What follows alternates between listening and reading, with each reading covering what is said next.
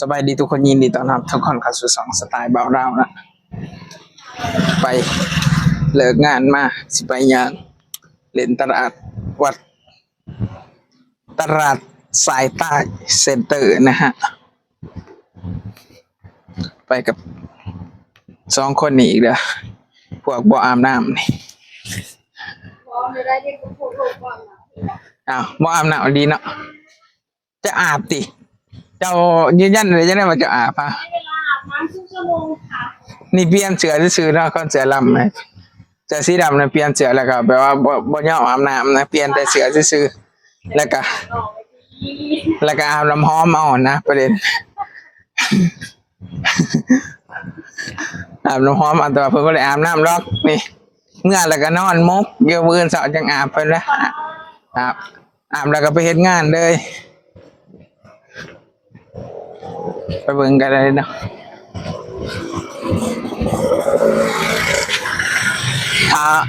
ถ้าหอดตลาดดาวสีไทยเบิ่งพี่น้องตอนนี้เดินทางกันตอนนี้เราก็มาหอดตลาดสายใต้เซ็นเตอร์ได้เนาะเรียกว่าเขาเอิ้นสายใต้ใหม่สิพาไปเบิ่ง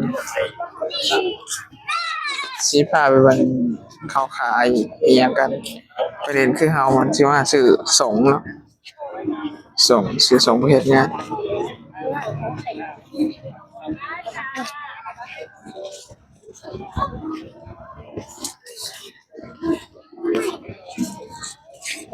ส่วนนี้ก็จะเป็นโซนขายเสื้อผ้านะ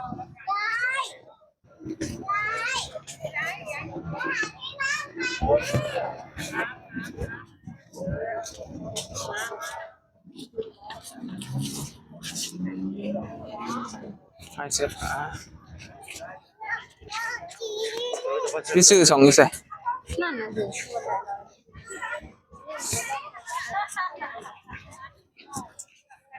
แล้ววันนี้เนี่ยตายเลยกลัวเลยมันแบบขาคือ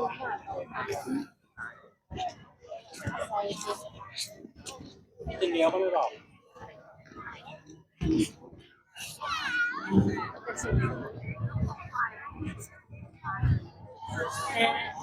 เอาไม่ถูกใส่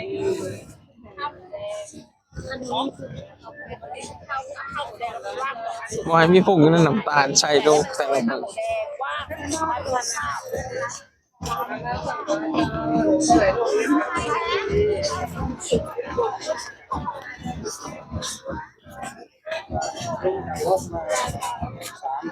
อาหารเรามาในชาติได้เนาะอันนี้เครื่องดีไซน์ต้องมีนะ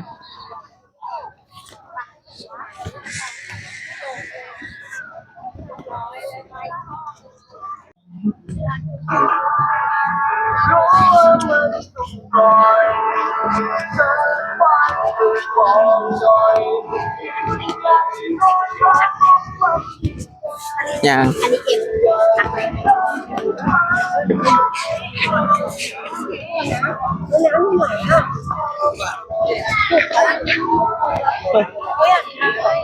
ไปกดเงินกันบ่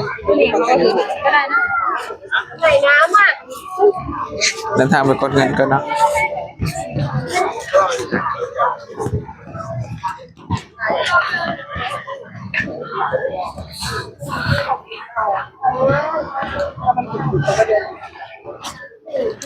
รู้สึกว่ากล้องหน้า vivo V40 นี่ถ่ายวิดีโอหน้ากว่ากล้องหลังหลายเท่าอยากเลี้ยงปลาตอนนี้เดือดอย่างฮะ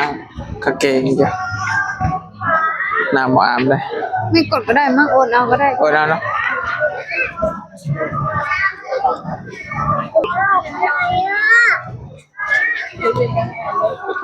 บ้า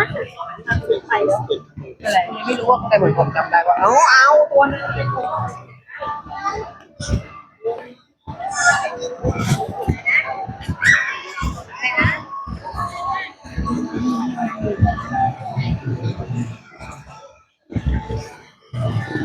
ไปจ้ะบรรยากาศดีเลยบรรยากาศดีเลย ถ่ายรูปหลังจากที่เราไปซื้อเครื่องมาแล้วเนาะแต่ตอนนี้เราก็สิย่างไปซื้อของกินกันหิวเขาพี่น้องอธิษฐานบรรยากาศให้เบิ่งถ่ายบรรยากาศให้เบิ่ง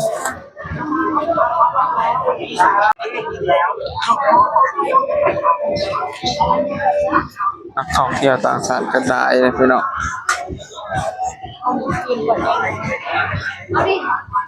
จะเอาร้านนี้หรือจะไปเอาร้านนู้นจะเอาร้านนี้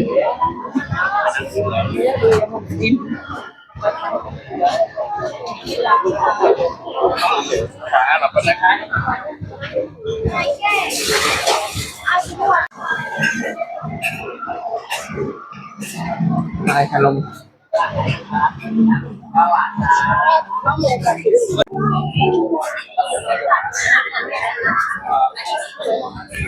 เอาอีกมีปลาเผาแล้วก็มีไก่เนาะนี่คือหมาล่า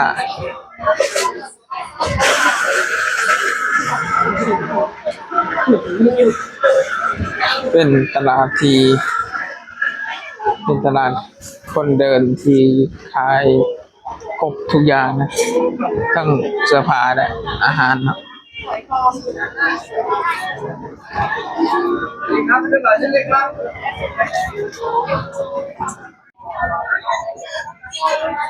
บรรยากาศอย่างบรรยากาศแต่งงานที่เหมาะมาแห้งไปเลยเดี๋ยวพี่น้องเด้อว่าเขาก็เกรงใจเขาเนาะเรามารยาทอันเดียวนะ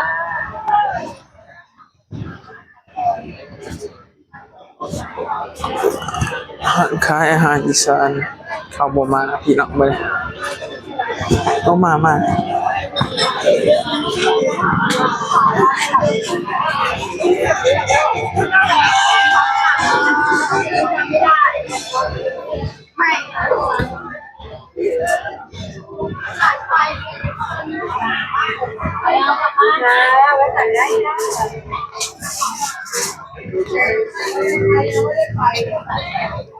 น่ารักจัง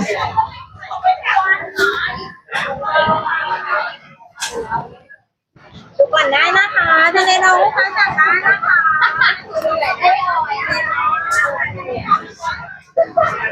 เขาขี้เกียจเขาเหนื่อยนาน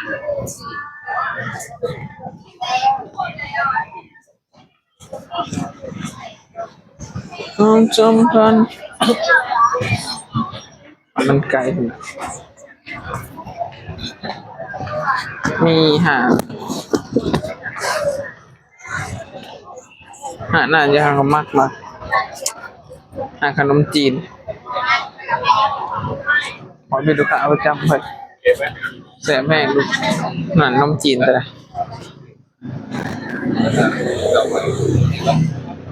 นี่นมจีนน้ำยาปลาช่อน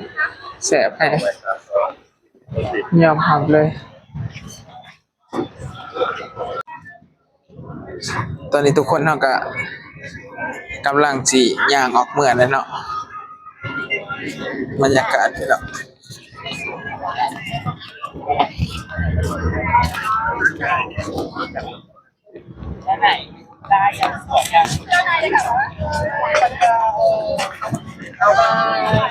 บรรยากาศ